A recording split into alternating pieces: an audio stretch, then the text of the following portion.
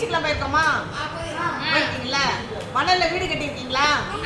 மணல்ல வீடு கட்டி என்ன பண்ணுவோம்? சந்து ஒன்று போட்டு நீ அந்த சைடு போடுற, நான் அந்த சைடு போடுறேன், என்ன பண்ணுவோம்?